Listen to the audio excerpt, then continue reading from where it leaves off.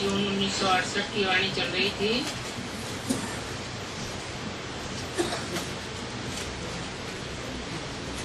दूसरे पेज की आज में बात है। बच्चे कहते हैं बाबा हम एक आपको ही याद करेंगे, अंत में और कोई भी याद न आए, साथ में कोई अवगुण भी न हो। जब बाप बच्चों को डायरेक्शन देते हैं तो जो बच्चे उस डायरेक्शन पर चलकर ऐसे बनते हैं वो तो सदैव खिले रहते हैं। माया की मुरझाइश उनको ही होती है जो बाप के डायरेक्शन को नहीं पकड़ते।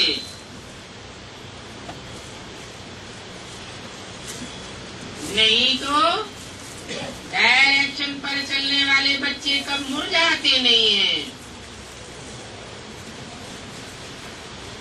तो बच्चों को ये प्रैक्टिस करनी है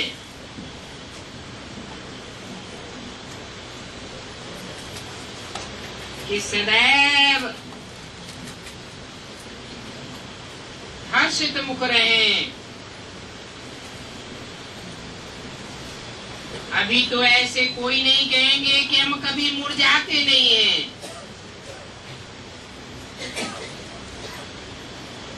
अभी तो माया सभी को कुछ न कुछ जुई मुई कर देती है। ऐसे भी हैं थोड़ी सी बात में रो पड़ते हैं,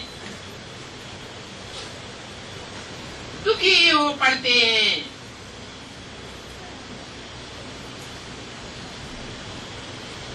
जिन्हें बाबा कहते हैं ठिक्कर बुद्धि। माया की थोड़ी सी ठोकर लगती है और बिखर पड़ते हैं। तो हर एक अपनी अवस्था को जानते हैं। अवस्थाओं को बाप भी समझाते हैं। शिकल से भी मालूम पड़ता है ये कितना हर्षित रहते हैं। इनको तो खुशी में और कुछ सूझता ही नहीं। भले कोई समझे न समझे, जागे न जागे, लेकिन इनके मुख पर मुरझाइश नहीं आ सकती। तो बच्चों को अपनी जांच करनी है, हम कहाँ तक लायक बने हैं। जैसे बिच्छू जहाँ नरम चीज देखते हैं तो झट डंक मार देते हैं। बिच्छू का धंधा ही ये है। तुम्हारे में भी जो अच्छी बुद्धि वाले हैं वो अपनी जांच करते रहते हैं। स्टूडेंट ठीक रीति पढ़ते हैं व नहीं, क्योंकि पढ़ाई पर बहुत मदार है। पढ़ाई तो कब भी मिस नहीं होनी चाहिए। बहुत बच्चे हैं जिनको सहूलियतें भी दी हुई हैं। शुरू में तो बच्चे मुरली बिगड़ रह ही नहीं सकते थे। अभी तो बहुत ही गोपनीय पॉइंट सुनाई जाती है। शुरू में जब नए थे तो मुरली बिगड़ तरफते थे।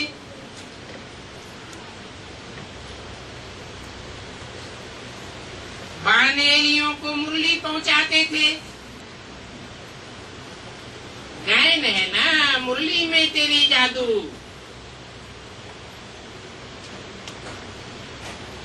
ये विश्व के मालिक पने का जादू कोई कम नहीं है।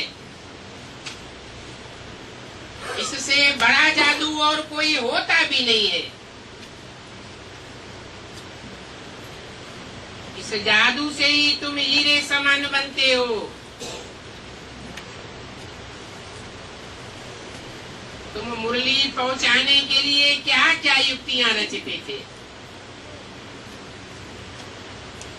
परंतु उस समय तो मुरली में जैसे अलफ बे पढ़ते थे,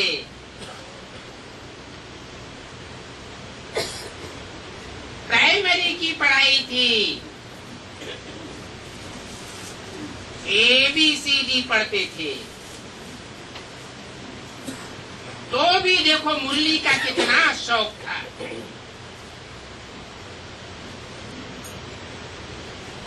बाप कहते हैं बच्चों का पढ़ाई बिगड़ क्या हाल होगा। यहाँ तो बहुत अच्छे अच्छे बच्चे हैं जो मुरली पर ध्यान ही नहीं देते हैं।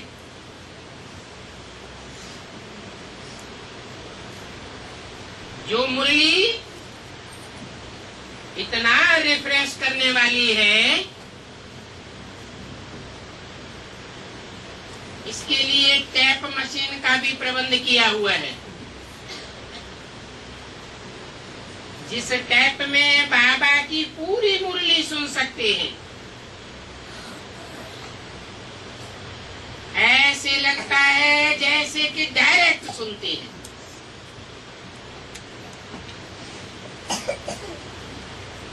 मुरली पढ़ने वाले जो शौकीन होंगे वो तो कहां से भी कैसे भी करके माथा मारकर मुरली जरूर सुनेंगे।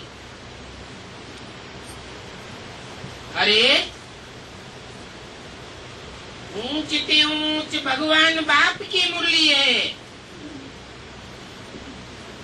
जो हमको विश्व का मालिक बनाती है।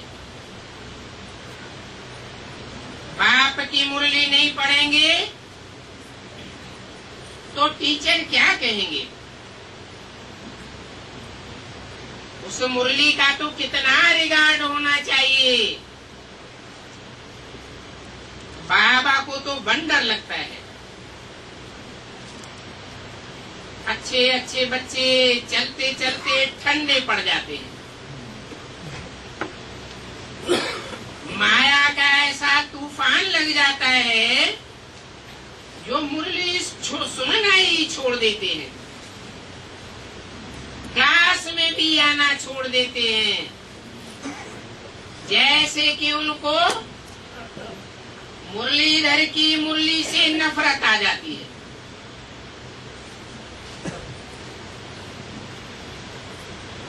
कहते हैं मुरली से प्यार माना मुरलीधर से प्यार।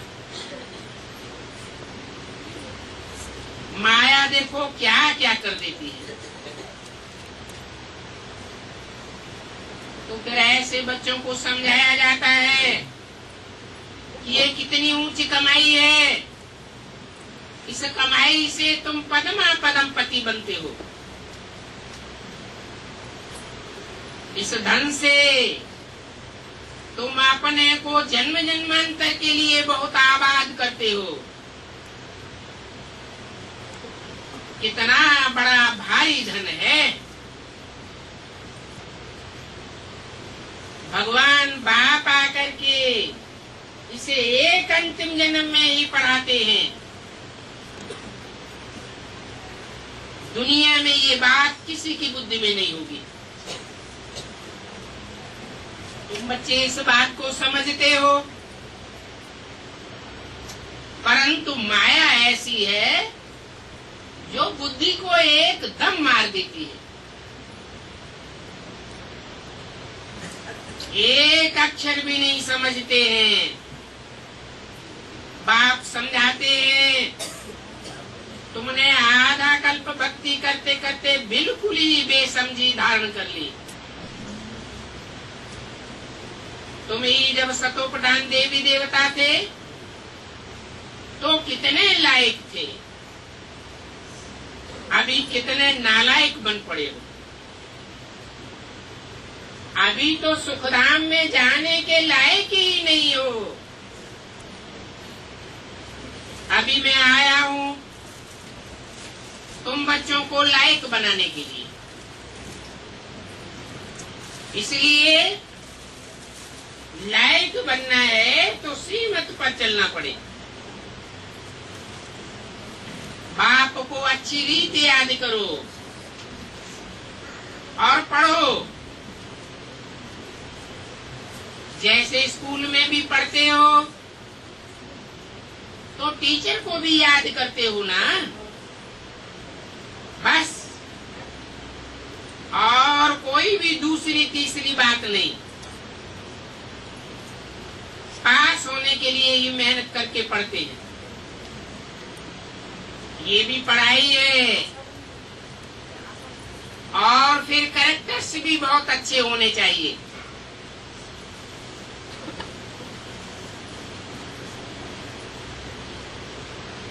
इन देवताओं के कैरेक्टर्स को मनुष्य सारा दिन गायन करते हैं। लक्ष्मी नारायण की कितनी महिमा गाते हैं, परंतु वो महिमा गाने वाले तो समझते नहीं हैं। कितने ढेर मंदिर हैं, परंतु वो सब भक्ति मार्ग के हैं।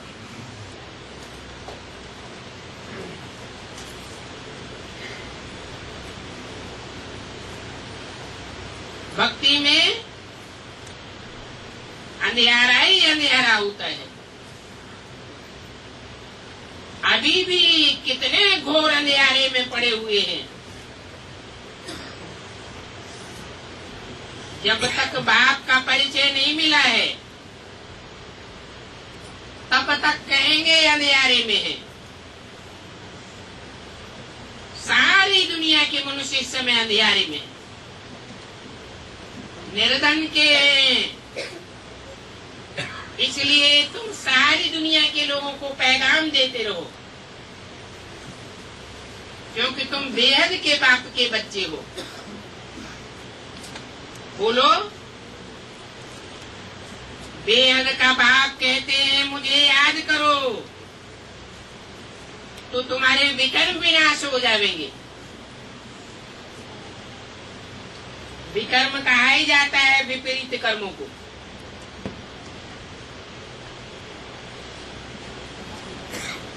बाप अभी हमको कर्मा कर्म विकर्म की गति समझाते हैं।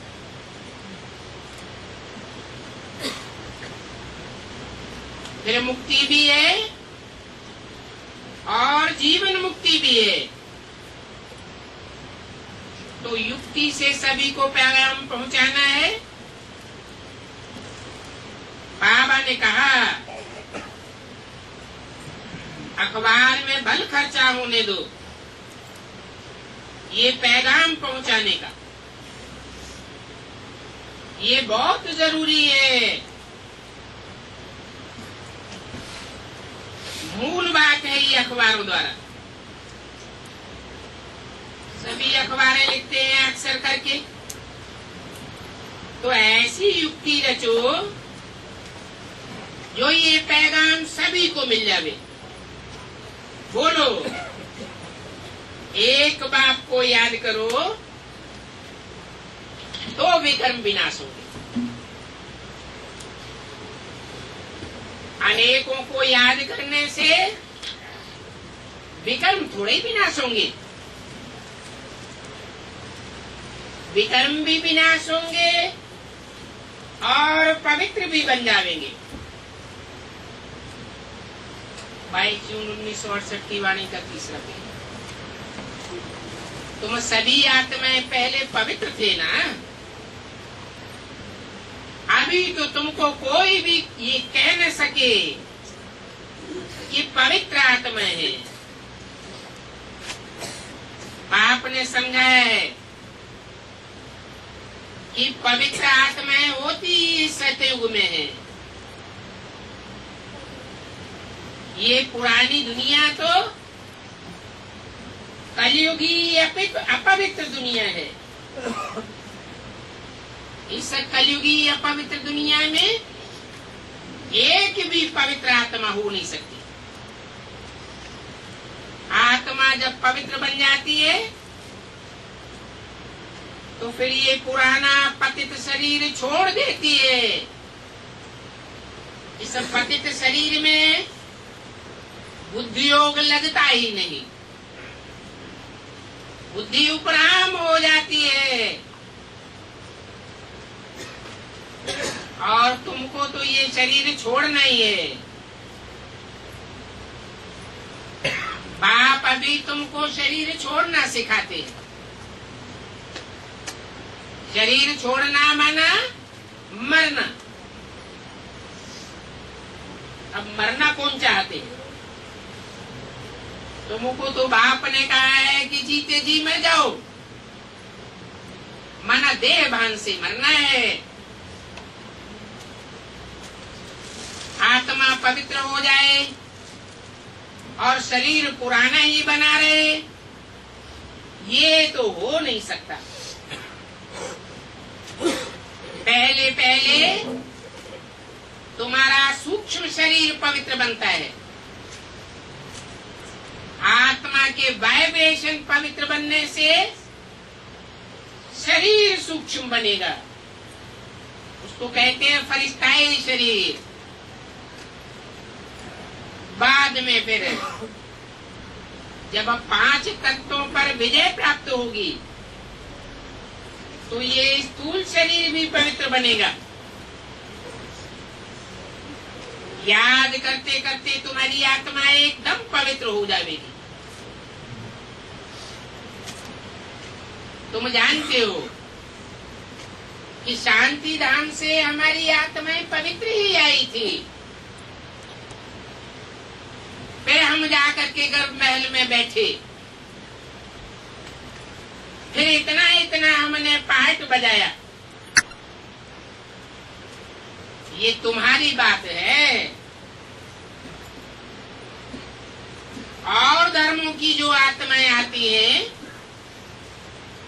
वो सीधा गर्भ में प्रवेश नहीं करती, क्योंकि द्वैतवादी युग से आती हैं। वो आत्माएं पहले पहले कोई मनुष्य आत्मा में आवेश करती है, जो देवताएं होते हैं। अभी तुम देव आत्माओं का चक्कर भी पूरा हुआ। फिर हम आत्माएं जाएंगी अपने धाम,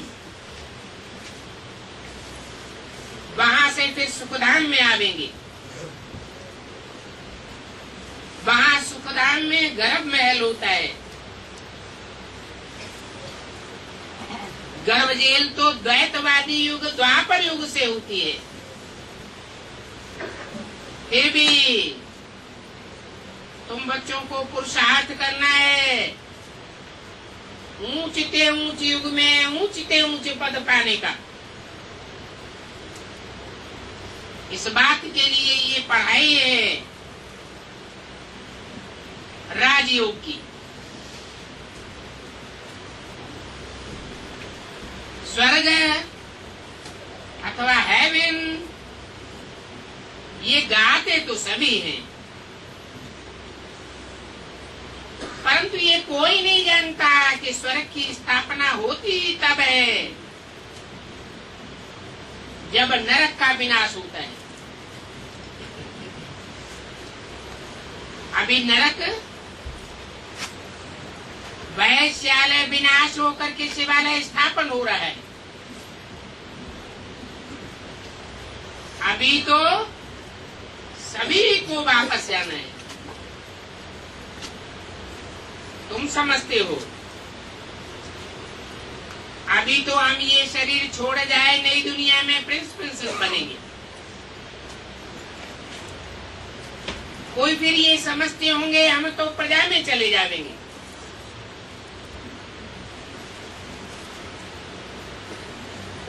क्यों प्रजा में चले जाएंगे? क्योंकि सबकी बातों से प्रभावित होते रहते हैं। तुम तो एक बात से ही प्रभावित होते हो। इस बात में बिल्कुल बुद्धि की लाइन क्लियर होनी चाहिए। एक बात की ही याद रहे और कोई की भी बातें याद ना आवे। इसको कहा जाता है पूरा बेगर। ये देह के संबंध, देह के पदार्थ कुछ भी याद ना आवे, ये अपना शरीर भी याद न रहे। क्योंकि जानते हो ये तो 84वें जन्म का अंतिम पुराना छीछी शरीर है। इसलिए यहाँ जीते जी मरना है, ये बात बुद्धि में बनी रहे। अभी हमको वापस अपने घर जाना है। पहले हम अपने को भूले हुए थे, देह समझते थे। अभी फिर बाप ने हमको याद दिलाया है, तुम कोई देह नहीं हो, तुम तो देह को धारण करने वाली आत्मा देह ही हो। तुम पाठधारी हो। अभी तुम्हारा ये नाटक पूरा हुआ। बाप समझाते हैं अभी तुम सबकी वानप्रस्थ अवस्था है।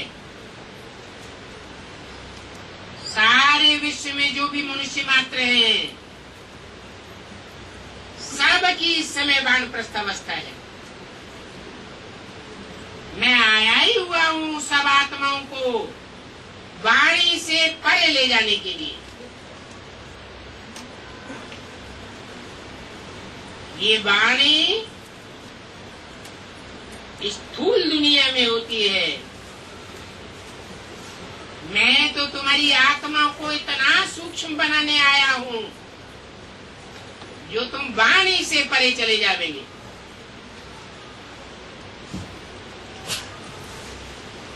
तो तुम सभी वानप्रस्थी हो।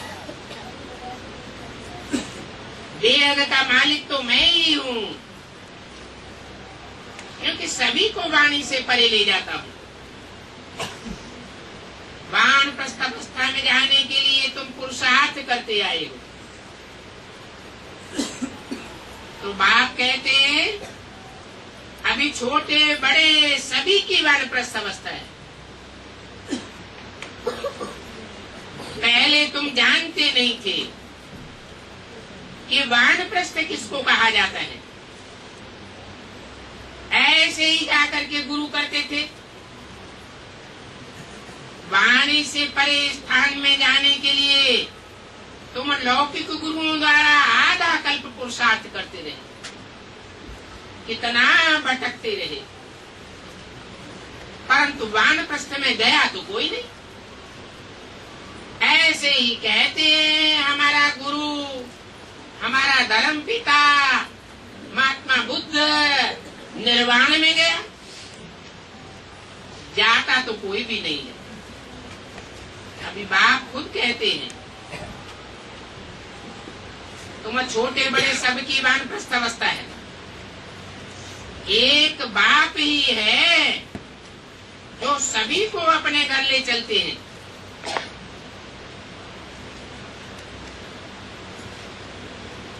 तुम्हारी इस समय सच्ची सच्ची वानप्रस्थ अवस्था है, क्योंकि तुम अभी घड़ी घड़ी वाणी से परे जाने का पुरुषार्थ करते हो।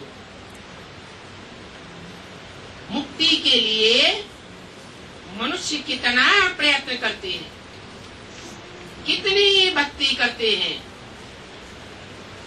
अभी बाप कहते हैं कि मुक्ति तो सभी आत्माओं को मिलनी है। गर्भ में छोटा बच्चा पड़ा होगा, उनके लिए भी कहेंगे कि वानप्रस्थ अवस्था है। ये तो बच्चे जानते हैं इस पुरानी दुनिया का विनाश होना ही है। चाहे छोटे हो चाहे बड़े हो, सब खत्म हो जाएंगे। बाप आए ये आत्माओं को अपने घर ले जाने के लिए। इस बात में बच्चों को बहुत खुशी होनी चाहिए, क्योंकि यहाँ तो इस दुनिया में दुख ही भासता जाता है। दिन दूना रात चौगुना दुख बढ़ता ही जाता है। तो बच्चे अपने स्वीट होम को याद करें। घर जाना चाहते हैं, परंतु इतना अकल भी नहीं है कि अपने शांति धाम घर को ही याद करें। तुम जानते हो कि हमने घर का कब दीदार भी नहीं किया है।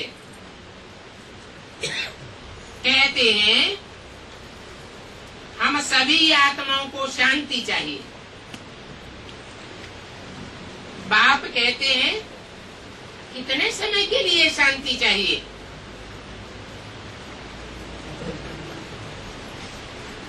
यहाँ तो हरेक को अपना पार्ट बजाना ही है। इस अशांति की दुनिया में पार्ट बजाते हुए कोई भी सदाकाल शांत थोड़े ही रह सकते हैं। आधा कल्पिन गुरुओं आदि ने तुमको बहुत मेहनत कराई है। मेहनत करते भटकते और ही अशांत बने।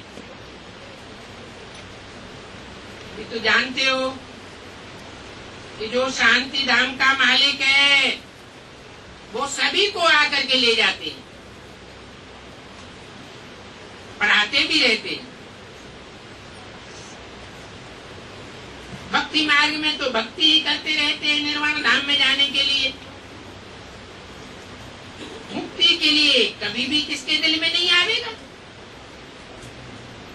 कि हम मुक्ति को पावे अथवा जीवन मुक्ति को पावे, सुखधाम में जावे। जानते हो पहले वाणी से परे स्थान हम जरूर जावेंगे। भगवान भी प्रतिज्ञा करते हैं बच्चों से कि मैं तुम सबको घर जरूर ले जाऊंगा, जिसके लिए तुमने आधा कल्प भक्ति की है। अभी श्रीमत पर चलेंगे तो मुक्ति जीवन मुक्ति में चलेंगे, नहीं तो शांति धाम में टिकेंगे। और जाना तो शांति धाम सभी को है। कोई लंबे समय के लिए शांति धाम में पड़े रहेंगे और कोई थोड़े समय के लिए शांति धाम जावेंगे और सुख धाम में आ जावेंगे।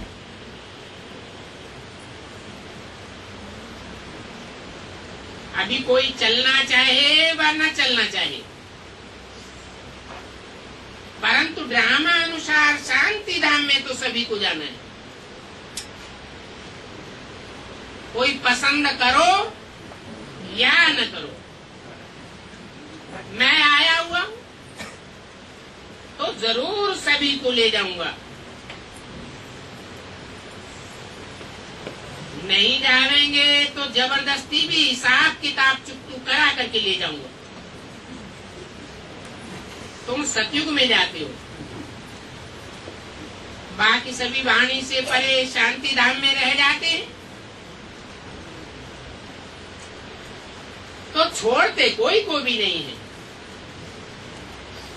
22 जून 1968 की वाणी का चौथा पेज। अगर कोई नहीं चलेंगे तो उनको सजा दे करके मार पीट करके भी ले जाऊंगा। मेरा ड्रामा में पार्ट ही ऐसा है, इसलिए अभी समझाते हैं कि अपनी कमाई करके चलना अच्छा है। अपनी कमाई से परम धाम जावेंगे तो पद भी ऊंचा पावेंगे। और पहले पहले अपने घर में पांव रखेंगे। ये तुम्हारा बुद्ध रूपी पांव है, अच्छा पद मिलेगा। पिछाड़ी में जो आने वाले होंगे वो क्या सुख पावेंगे। तो बाबा सभी को कहते हैं कि जाना तो जरूर है, शरीरों को आग लगा करके बाकी सभी आत्माओं को ले चलेंगे। आत्माओं को ही मेरे साथ चलना है, शरीर तो नहीं जानेंगे। अगर मेरी मत पर सर्वगुण संपन्न 16 कला संपूर्ण बनेंगे तो पद भी बहुत अच्छा मिलेगा। तुमने बुलाया ही है कि आकर के हम सभी को मौत दो। अभी समझो कि मौत आया कि आया,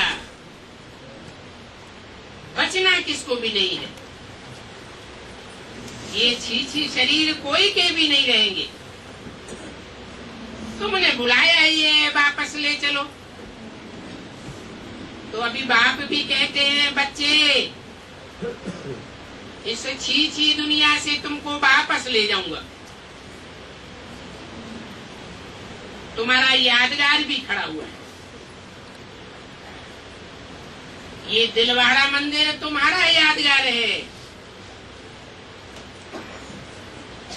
एक एक की दिल लेने का यादगार है। ये दिल लेने वाले का मंदिर है, जहाँ आदिदेव बैठा है।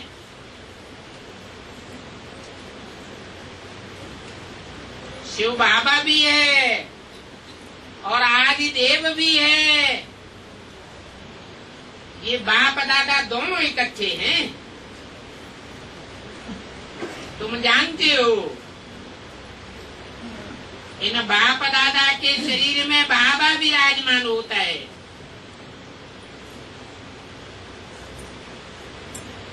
तुम वहां दिलवाड़ा में जाते हो, आदिदेव को देखते हो। तुम्हारी आत्मा जानती है ये तो बाप दादा बैठे हैं। इस समय तुम जो पाठ बजा रहे हो, इसकी निशानी यादगारी ये दिलवाड़ा मंदिर है।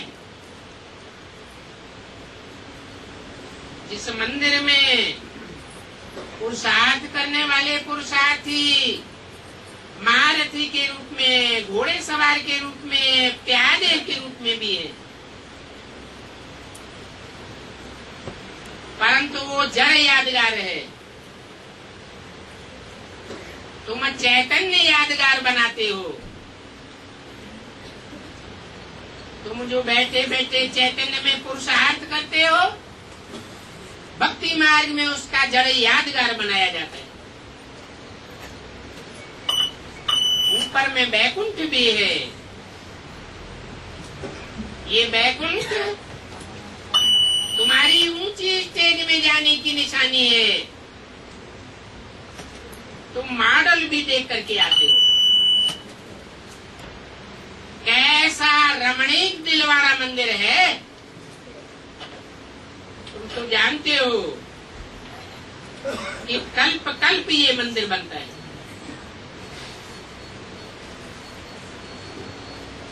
ऐसा ही तुम अगले कल्प में मंदिर फिर जाकर के देखेंगे। कोई कोई तो इन बातों में मुझ पड़ते हैं। ये सब पहाड़ियां आदि टूट फूट करके फिर नई कैसे बन जाएगी।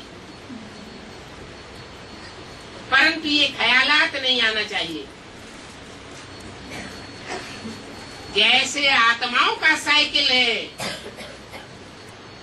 84 के चक्र में आत्माएं जहां जहां जैसे पाठ बजा करके जाती है, परम धाम में फिर अपने ठिकाने पर पहुंच जाती है। वैसे ही दुनिया के जो 5 तत्वों के अणु अणु हैं, उन सब का अपना अपना साइकिल है। जहां से जो आरंभ होता है, अंत समय में वही उसको पहुंचना है। जो जहां से आया है वहां वापस जरूर जाएगा। तो बच्चों को मुझने के ख्यालात नहीं आने चाहिए। अभी तो स्वर्ग भी नहीं है, फिर वो स्वर्ग कैसे आ जाएगा? पुरुषार्थ करने से सभी कुछ बनता है। पुरुष आत्मा को कहा जाता है। आत्मा के लिए जो मेहनत की जाती है उत्थान करने के लिए, उससे स्वर्ग बनता है। स्वर्ग बनता ही है स्वस्थिति में रहने से। 5 तत्वों के चिंतन में रहने से नरक बनता है। ये शरीर 5 तत्वों का पुतला है ना, तो अभी स्वर्ग बनाने वाले भी तुम ही हो। देवताएं वहां स्वर्ग में स्वस्थिति में रहेंगे, कोई को देह का चिंतन नहीं होगा। अभी तुम तैयारी कर रहे हो स्वर्ग में जाने के लिए। कोई बच्चे इन बातों की उलझन में आकर के पढ़ाई छोड़ देते। बाप कहते हैं इसमें मुझने की बिल्कुल दरकार नहीं है, वहां तो सभी कुछ हम अपना ही बनावेंगे, बिल्कुल नया बनाएंगे। वो दुनिया ही सतो प्रधान होगी। नाम ही है बैकुंठ। वहां के फल फूल आदि सभी देख करके आते हैं। सोमरस पीते हैं सूक्ष्म वतन में तो, अथवा मूल वतन में तो कुछ भी नहीं है। ये सभी कुछ बैकुंठ में है। वो वर्ल्ड की हिस्ट्री ज्योग्राफी रिपीट होनी है, तो ये निश्चय तो पक्का होना चाहिए।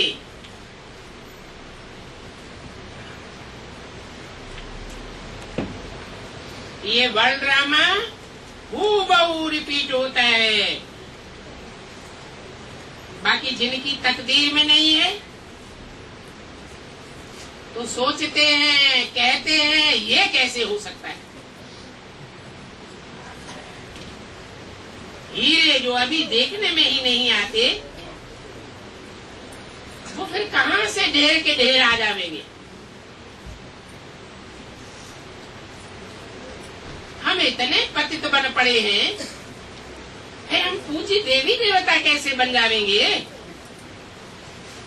बाप कहते हैं ये तुम्हारे ही द्वारा खेल बना हुआ है।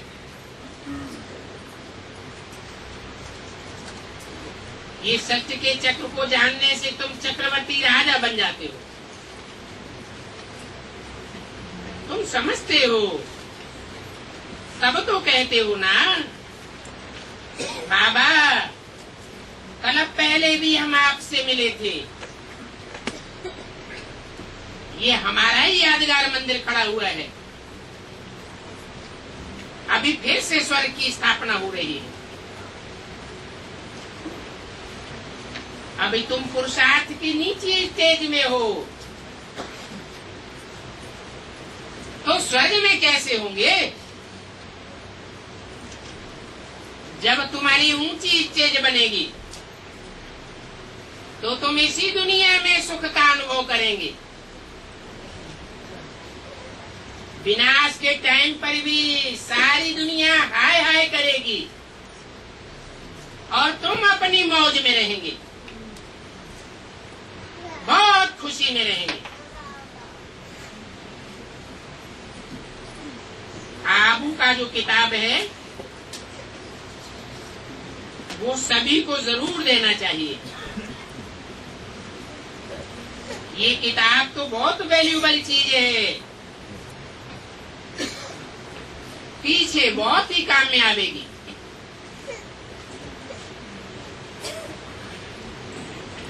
पीछे क्यों काम में आवेगी?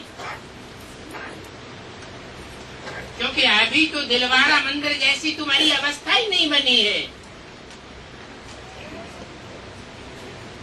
तुम्हारा चैतन्य मंदिर जब बनेगा तो ये किताब बहुत काम में आवेगी।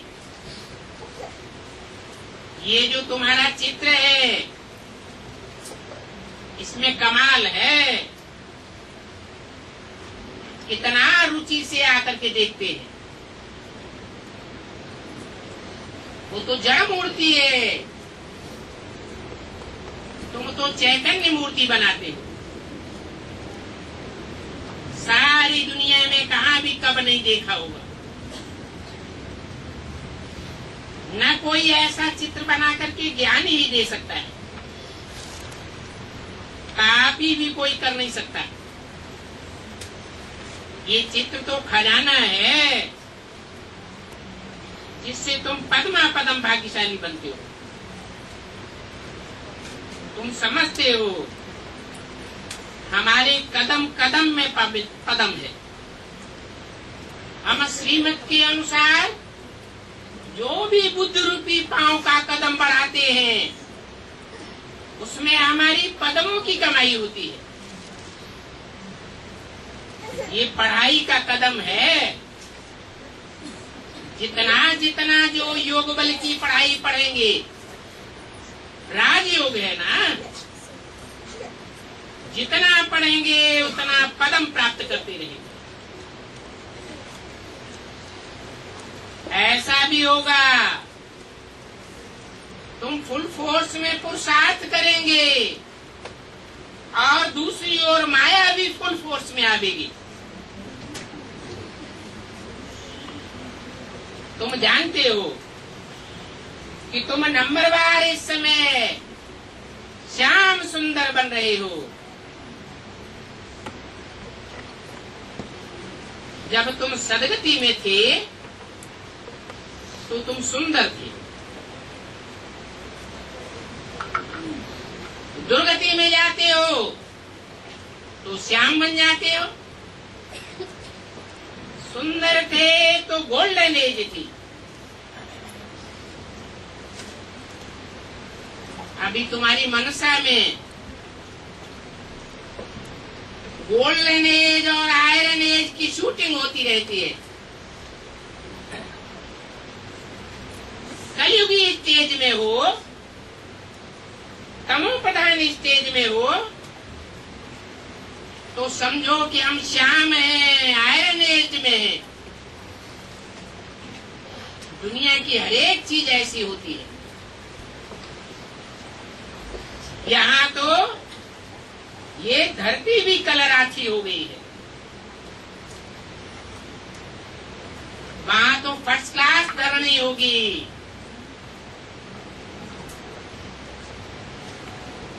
धरनी भी दो प्रकार की होती है,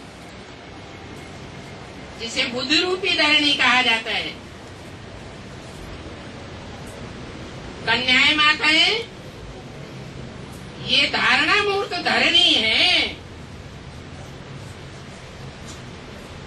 जब नई दुनिया आवेगी तो ये धरणी कलराची नहीं रहेगी, बहुत सुखरूपी दूध देने वाली बनेगी। ऐसी राजधानी के तुम मालिक बन रहे हो। एक बार नहीं अनेक बार बने हो, फिर भी ऐसी राजधानी का मालिक बनने के लिए पुरुषार्थ करना चाहिए। पुरुषार्थ करने के बगैर तुम्हारी प्रारब्ध कैसे बनेगी? तकलीफ की इसमें कोई बात नहीं है। मुरली छपती है, आगे चल करके ये मुरली लाखों करोड़ों की अंदाज में छपने लग पड़ेगी।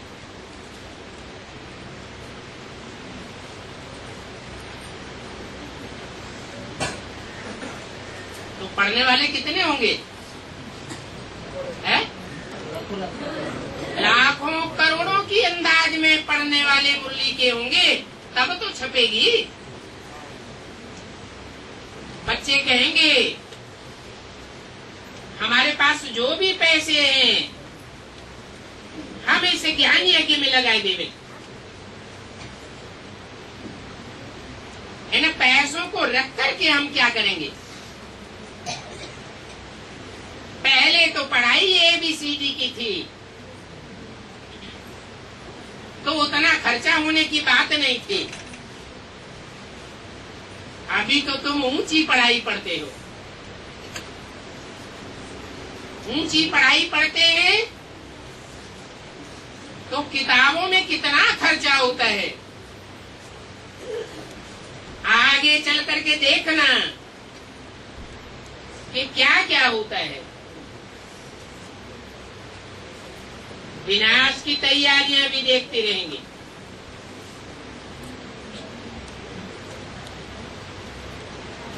धीरे धीरे रिहर्सल होती रहेगी,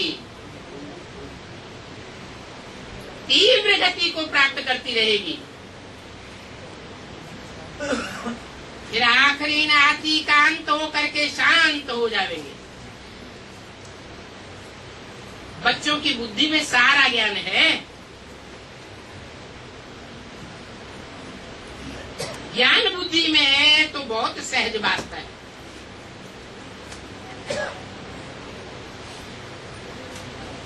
इसके लिए सिर्फ बाप को याद करना है।